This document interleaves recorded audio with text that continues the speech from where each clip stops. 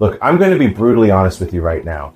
If you're watching this video, there's a good chance you're stuck. Maybe you're living paycheck to paycheck. Maybe you've got money coming in, but somehow it's always gone by the end of the month. Maybe you look at your bank account and wonder why nothing ever changes, no matter how hard you work. Here's what nobody wants to tell you. Being poor isn't always about how much money you make. I know people earning six figures who are broke. And I know people making $40,000 a year who are building real wealth. The difference? Habits. Today, I'm breaking down 7 specific habits that are keeping you poor. Not keeping you from getting rich, but actively keeping you poor. These are the behaviors that drain your bank account, kill your opportunities, and guarantee you'll be in the exact same financial position 5 years from now. And here's the thing, most of these habits don't feel like problems. They feel normal.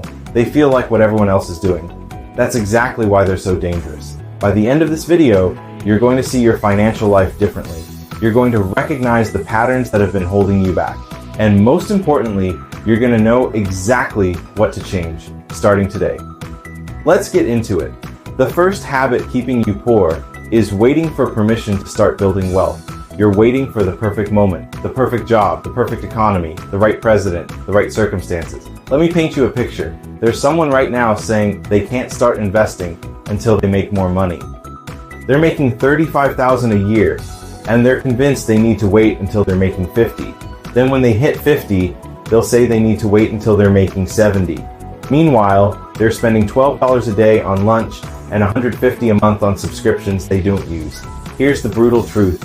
Permission doesn't exist. There is no perfect time. The economy will never be perfect. Your job will never be perfect. Your circumstances will never line up like stars in a movie. A study from the Federal Reserve found that the median American household has less than $5,000 in savings. But here's what's crazy. When you look at spending patterns, the average American spends over $3,000 a year on non-essential purchases. Coffee, impulse buys, subscription services they forgot about. That's not a paycheck problem. That's a permission problem. You're waiting for someone to tell you you're allowed to take your financial life seriously. You're waiting for a sign. Well, this is it.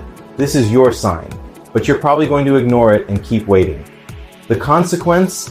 Every year you wait is a year of compound interest you'll never get back. If you invest $200 a month starting at age 25, by 65, you'll have over $600,000 at a 7% return. Wait until 35, you'll have half that. The cost of waiting for permission is literally hundreds of thousands of dollars. The fix is simple but uncomfortable. Start before you're ready. Open that investment account today, even if you can only put in $20. Apply for that better job, even if you don't meet every qualification. Start that side project, even if it's not perfect. Action creates momentum. Momentum creates results. Waiting creates nothing. The second habit destroying your finances is living for the weekend. You hate Monday through Thursday. You tolerate Friday. You live for Saturday and Sunday. And because those 2 days are your only escape, you spend money like you're trying to make up for 5 days of misery. Think about it. You've had a terrible week at a job you can't stand. By Friday evening, you're exhausted and frustrated. So what do? You go out. You order delivery instead of cooking. You buy something online to cheer yourself up. You hit happy hour. You convince yourself you deserve it because you worked hard. Sunday night rolls around and you've spent $200, $300, not on anything meaningful, not on anything that moves your life forward, on temporary relief from a life you don't actually want. Here's what's really happening. You're using money as medication. You're treating the symptom, the misery, instead of the disease, which is that you're trapped in a life that doesn't fit you. And every weekend, you medicate yourself, you make it harder to escape, because you drain the resources you'd need to make a change. The average American spends about $300 per month on entertainment and dining out. That's $3,600 a year. Over 10 years, $36,000 plus the investment returns you could have earned on that money, and you're looking at close to $50,000 spent on running away from your own life. The consequences go beyond money. This habit creates a cycle. You hate your job, so you spend money to feel better, which means you can't afford to leave your job, which means you hate it even more, so you spend more money. It's a trap that tightens every single year. Here's the shift you need to make. Stop spending money to escape your life and start investing money to change your life. That $300 a month, that's a course that could teach you a new skill. That's money you could use to start a side business. That's a cushion that gives you the courage to negotiate a raise or find a better job. I'm not saying don't have fun. I'm saying stop using fun as a band-aid for a life that needs surgery. When you actually like your life Monday through Friday, you won't need to spend hundreds of dollars every weekend just to cope with it. And here's what nobody tells you. The best life isn't the one where you escape 5 days and enjoy 2. It's the one where all 7 days are worth living. But you'll never build that life if you keep medicating yourself into staying exactly where you are. The third habit keeping you poor is choosing comfort over growth every single time. You buy things that make your current situation more comfortable instead of investing in things that would actually change your situation. Let me give you an example. You're tired after work, so you upgrade your streaming subscriptions. You buy a better couch, you order a more expensive mattress, you make your apartment feel nicer, and there's nothing wrong with any of that in isolation. But here's the problem. You're spending money to make being stuck feel better, instead of spending money to get unstuck. Meanwhile, the person who's going to lap you financially, they're uncomfortable right now. They're sleeping on a cheaper mattress because they spent that money on a certification. They're cooking rice and chicken because they're saving for an investment property. They're driving a decade-old car because they're building a business. Here's the hard truth. Comfort is expensive and growth is uncomfortable. Every dollar you spend making your current life more comfortable is a dollar you're not spending on building a different life. And over time, those dollars add up to years. The average person spends about $18,000 a year on non-essential items. Upgraded phones, nicer furniture, better clothes, comfort food, small luxuries. Now imagine if just half of that, $9,000 a year, went into skill development, investments, or building income streams. In 5 years, that's $45,000 plus returns. That's a down payment on a property. That's a fully funded business. That's life-changing money. The consequence of choosing comfort is that you stay exactly where you are, just slightly more comfortable. You're like someone renovating their jail cell instead of digging a tunnel. It feels productive. It feels like you're improving your life, but you're still in the same cage. Here's the mindset shift. Embrace discomfort now for freedom later. That doesn't mean live in misery. It means get clear on what you're willing to sacrifice today for what you want tomorrow. Maybe that means keeping your phone for an extra year. Maybe it means meal prepping instead of ordering delivery. Maybe it means saying no to the weekend trip so you can say yes to the course that changes your career. Rich people buy assets, poor people buy comfort, and middle-class people buy comfort while pretending they're buying assets. Be honest with yourself about which category your purchases fall into. Habit number 4, and this one is going to sting. You're surrounding yourself with people who are just as broke as you are, and you're all keeping each other there. Your friends don't talk about money except to complain about not having it. Nobody's reading books, nobody's building anything, nobody's investing. Everyone's focused on the same things. Getting through the week, what show to binge next, where to go out this weekend, and anyone who tries to do something different gets mocked or talked out of it. Here's how this plays out in real life. You decide you want to start investing. You bring it up to your friends. Immediately, someone says the stock market is rigged. Someone else says you need to be rich to invest. Someone tells you about their uncle who lost everything. Within 5 minutes, your idea is dead and you're all back to talking about normal things. Or you mention you're thinking about starting a side business. Your friends tell you it's too risky. They remind you that most businesses fail. They ask why you can't just be happy with what you have. And because you don't want to seem weird or ambitious in a bad way, you drop it. This is called the crab bucket mentality. When one crab tries to climb out of a bucket, the other crabs pull it back down. Not because they're evil, but because if one escapes, it highlights that they're all still stuck. Research shows you become the average of the 5 people you spend the most time with. That includes their income, their habits, their mindset, their ambitions. If all 5 of those people are broke, struggling, and not trying to change, congratulations. You're mathematically guaranteed to stay broke too. The consequences are invisible but devastating. You don't even realize how many opportunities you miss because they never come up in conversation. You don't learn about investing because nobody around you invests. You don't hear about better jobs because nobody in your circle has them. You don't get exposed to new ideas because everyone's consuming the same content and having the same conversations. Here's what you need to do, and it's not easy. Upgrade your circle. Find people who are where you want to be. Join communities online or in person where people are building wealth. Listen to podcasts, Read books by people who've done what you want to do. Start spending less time with people who drain your ambition and more time with people who expand it. And look, I'm not saying abandon your friends, but I am saying this. If everyone around you is comfortable being broke and you're the only one trying to change, you're going to face resistance. You need to decide if you're willing to be uncomfortable in your social circle for a few years so you can build a life that actually works. Because here's the reality. Your broke friends aren't going to rescue you. They can't. They're drowning too. The fifth habit that's keeping you poor is treating debt like it's just a normal part of life. You've got credit card debt, car payments, maybe student loans, and you've accepted it. You think everyone has debt, so it's fine. You make your minimum payments and move on. Let me break down how insane this is. Let's say you've got $5,000 in credit card debt at 20% interest, and you're paying $150 a month. You know how long it's going to take you to pay that off? 4 years. You know how much you'll pay in total? Over $7,000. You're paying $2,000 in interest just for the privilege of having spent money you didn't have. Now multiply that across multiple cards, a car loan, maybe some other debt. The average American household with credit card debt owes about $6,000. Car loans average around $30,000. You're hemorrhaging money every single month just to service debt. Money that could be building wealth instead. Here's the part that really hurts. Compound interest works both ways. When you invest, it works for you. When you're in debt, it works against you. That $2,000 you paid in credit card interest, if you'd invested it instead at a 7% return over 30 years, it would be worth over $15,000. You're not just losing the money you're paying, you're losing the future that money could have built.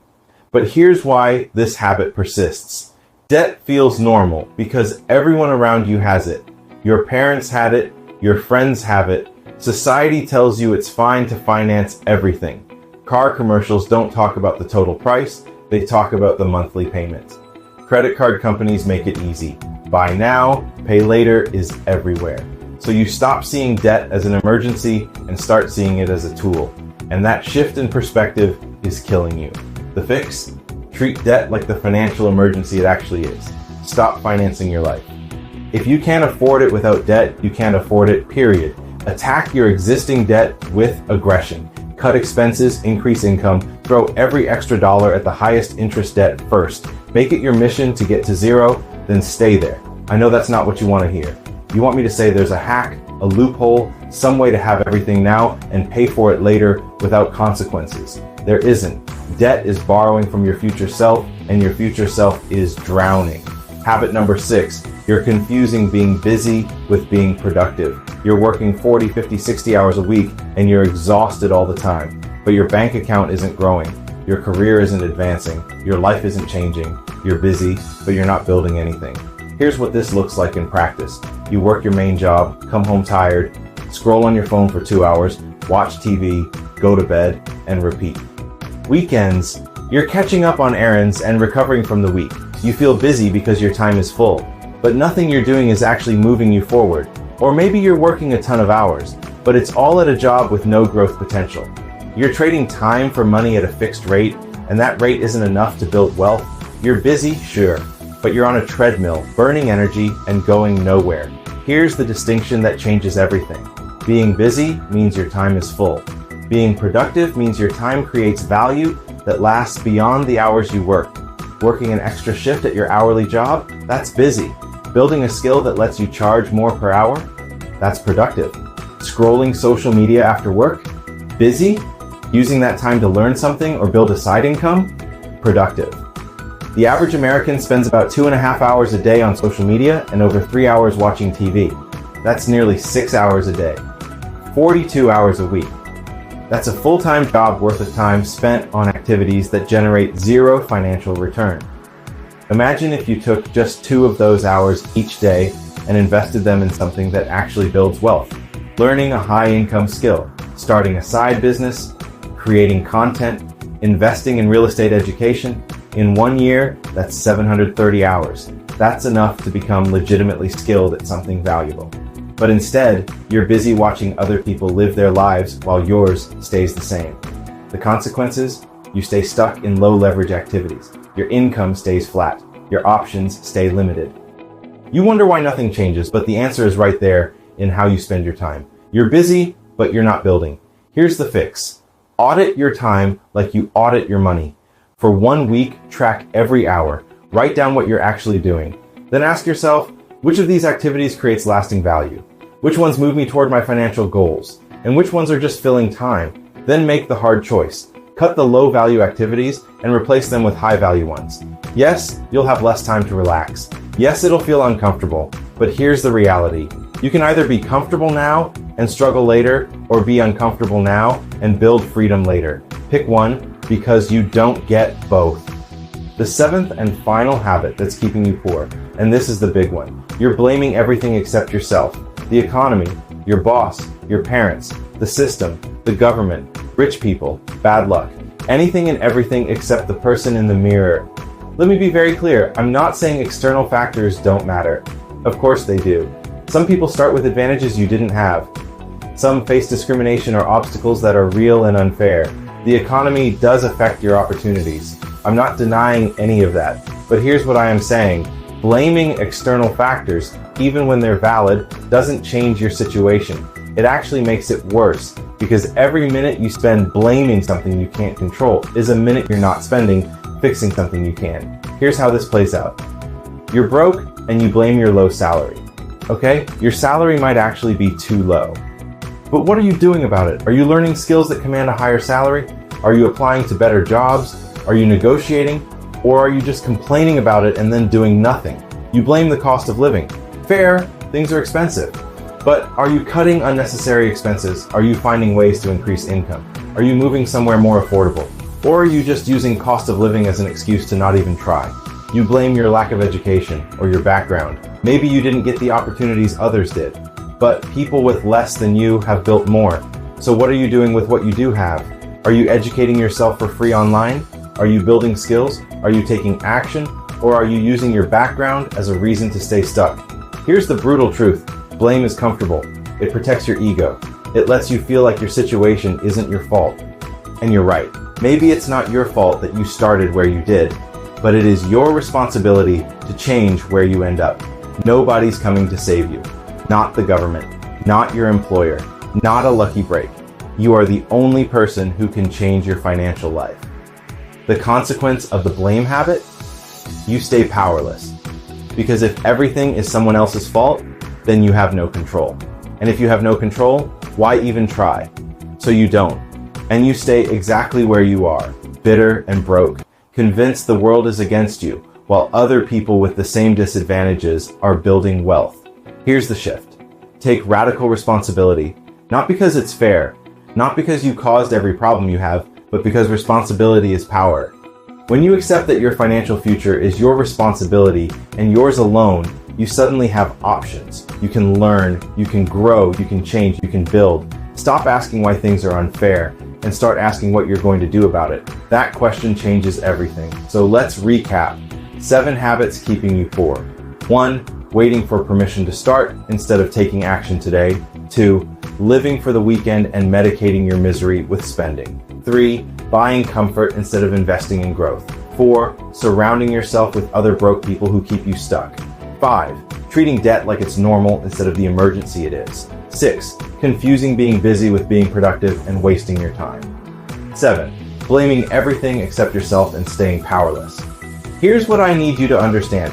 These habits feel normal because they are normal. Most people do all 7 of these things, and most people are broke. That's not a coincidence. Breaking these habits won't be easy. You're going to face resistance from yourself, from your friends, from your own comfort. You're going to want to go back to what feels familiar, but familiar is what got you here. Familiar is what keeps you stuck. The good news, you don't have to fix all 7 at once. Pick one. Start today. If you're in debt, make a plan to attack it. If you're wasting time, start investing just 1 hour a day in something productive. If you're waiting for permission, take one small action toward building wealth, even if it's imperfect. Small changes repeated daily compound into massive results. The same way bad habits have compounded to keep you poor, good habits will compound to build wealth. But only if you start, and only if you stay consistent. 5 years from now, you'll either be in a completely different financial situation, or you'll be exactly where you are now, just 5 years older. The difference comes down to what you do starting today. So what's it going to be? Are you going to keep doing what's comfortable and stay broke? Or are you going to get uncomfortable, break these habits, and actually build something? The choice is yours. Make it count. Thanks for watching, and if this helped, make sure you subscribe for more.